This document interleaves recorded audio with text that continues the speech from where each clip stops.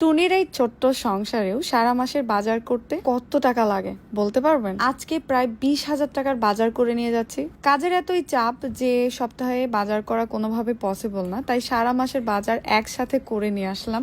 And আপনাদের অনেকেরই question, আমি একা বাসা নিয়ে থাকি, আমার ফ্যামিলি কিছু বলে না। সো যারা আমার নতুন ফলোয়ার তাদের জন্য মেনলি এই ভিডিওটা। হ্যালো এভরিওয়ান, আসসালামু আলাইকুম সবাইকে, কেমন আছেন আপনারা? আমি একটা কাজে বেরিয়েছি, কিন্তু তার আগে টিপ টিপ বৃষ্টি হইতে হইতে এমন ভাবে ভিজে গিয়েছিলাম, ভিজে ভিজে কাজের জায়গা থেকে কাজ শেষ করে চলে এসেছি সংসারে বাজার করতে। তার আগে আমাকে তো টাকা তুলতে হবে। সো এখান থেকে বিকাশে টাকা তুলছিলাম যে ঠিক কত টাকা তুললে আমার বাজার করা কমপ্লিট হবে সারা মাসের। তো পুরো এক মাসের বাজার করতে আমাকে কি কি লাগে সবই লাগে। এখানে আমি অনেক রকমের ডিম নিচ্ছিলাম, দেশি ডিম, কোয়েল পাখির ডিম, সাদা ডিম, লাল ডিম, সারা মাসের একবারে। যদিও এই দিন আমি পাই নাই, তারপরে গিয়ে নিয়ে আসা হয়েছে, এবং এই দিন পেয়েছিলাম সাদা ডিম শুধু। তারপরে কিছু কাঁচা সবজি কিনছিলাম। মাছ তো আমি এর আগেই কিনে ফেলেছিলাম অনেক টাকার, প্রায় 3,500-4,000 টাকার মাছই কিনেছি। ইলিশ মাছ, রুই মাছ, পাঙ্গাস মাছ, কই মাছ, তেলাপিয়ার মাছ, আরো পছন্দের সবগুলো মাছ ছিল, আসলে ভিডিও করে দেখাতে পারিনি। এখানে আমার মনে হয়েছে একটা পেঁপে নিব, কিন্তু মজার বিষয় ফোনের ভেতর থেকে আরেকজন দাম দর করছিল। পেঁপের দাম ছিল 80 টাকা, উনি বলছিল দিবে 60 টাকা, কিন্তু পেঁপে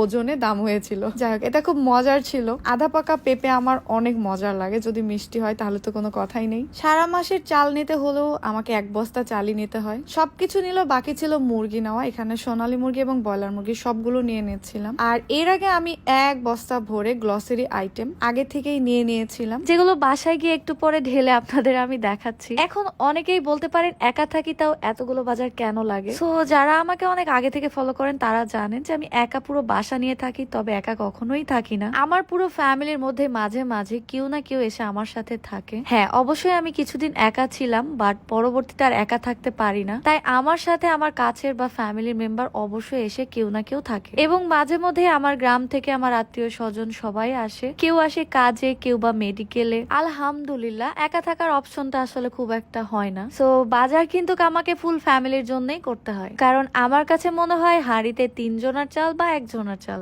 একই লাগে। এমনিতে কি বলে না, যদি হয় সুজন তেঁতুল পাতায় 9 জন। আর এটা খুবই স্বাভাবিক, আমার বিজনেস কন্টেন্ট, আমার বাসার জিনিসপত্র মিলিয়ে আমাকে একাই থাকতে হবে, কোনো ওয়ে নাই। যখন সামর্থ্য ছিল না তখন সিঙ্গেল রুম নিয়ে থাকছি, এখন সামর্থ্য আছে তাই পুরো ফ্ল্যাট নিয়েই থাকি। এখানে আপনাদের মন্তব্য কেন ব্যাড হয় আমি জানি না। আমার ফ্যামিলি মেম্বার এসে এখানে থাকবে এটা তো আমি চাইবই। শুধু আমার ফ্যামিলি মেম্বার না, আমার আত্মীয় স্বজন, কাছের মানুষ যে আমার বাসায় এসে একবেলা থাকতে পারবে বা খেতে পারবে বা চাইবে, আমি অবশ্যই সেটা অ্যালাউ করব। আল্লাহ আমাকে এই সামর্থ্য দিয়েছে, সো আমি তাহলে একা কোথায় বলেন? এট লাস্ট কোশ্চেন, ফ্যামিলি কেন অ্যালাউ করে? কি আজীব কথা। পড়াশোনার জন্য যখন রাজশাহী এসেছি তখন থেকেই একা থাকি। দুনিয়াতে কি আমি একাই ব্যাচেলার থাকি ফ্যামিলিকে ছাড়া? কি আজব কোশ্চিন আমাদের, তাই না? আমার থেকে অনেক বড় বড় উচ্চশিক্ষিত ফ্যামিলির ছেলে মেয়েরাও বাইরে গিয়ে পড়াশোনা করছে। আই মিন ফ্যামিলিকে ছেড়ে একাই থাকতে হচ্ছে। সো ফ্যামিলি তাদেরকে অ্যালাউ করলে আমাকে কেন করবে না? কি অদ্ভুত কোশ্চিন, তাই না? সো এখানে আমার বাবা মা, ভাই বোন, আত্মীয় স্বজন